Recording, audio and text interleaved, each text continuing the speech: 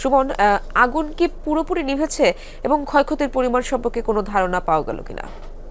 ইশরাত, 1 ঘন্টা 10 মিনিটের মধ্যে আসলে ফায়ার সার্ভিসের যে দাবি, তারা আগুন নিয়ন্ত্রণে এনেছেন। তবে নির্বাপনের কাজ শেষ করতে ফায়ার সার্ভিসে আরো 3 থেকে 4 ঘন্টা সময় লেগেছে, অর্থাৎ 5 ঘন্টায় তারা যে আগুন সেটি পুরোপুরি নির্বাপন করতে পেরেছেন। ভোরেই ফায়ার সার্ভিসের 5টি ইউনিট আগুন একেবারে পুরোপুরি নির্বাপন করে ঘটনাস্থল ত্যাগ করেছেন। আমরা প্রত্যক্ষদর্শী এখানকার স্থানীয় যারা রয়েছেন তাদের সাথে কথা বলেছিলাম। তারা আসলে জানিয়েছেন 2টো নাগাদ আসলে মূলত এখানে যেই সিডি আবাসিক রয়েছে কাট্টলি, এখানের একটি ফার্নিচারের কারখানায় মূলত আগুনের সূত্রপাত, এবং এই কারখানাটির পাশে আরো কয়েকটি কারখানা ছিলেন, দোকান ছিলেন, সেই 2টি দোকানও পুড়ে গেছে।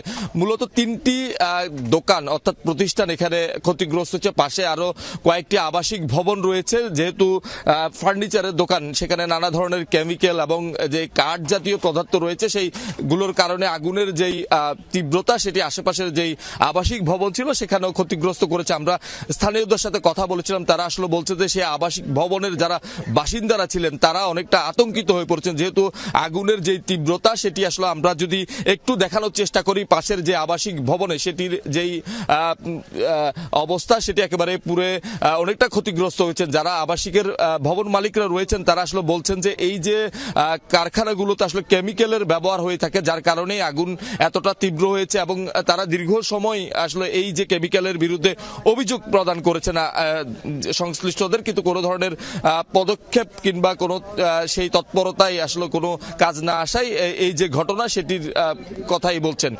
মূলত এখানে যে ক্ষতি হয়েছে সেটি হচ্ছে কারখানা ফার্নিচারের যে গুদাম, সেখানে আশেপাশের যে জায়গাগুলো সেখানে আসলে কোনো ক্ষয়ক্ষতি হয়নি, এবং এখানকার এলাকাবাসী এবং যারা ফায়ার সার্ভিসের সদস্য রয়েছেন সেই ক্ষতিটি তারা হতে দেয়নি। অর্থাৎ এখানে ফায়ার সার্ভিসের সদস্যদের আগে থেকে স্থানীয়রা কিন্তু অগ্নি নির্বাপনের যে কাজ সেটি তারা শুরু করেছেন। পরবর্তী ফায়ার সার্ভিস এসে সেই কাজে তারা যোগ দিয়েছেন।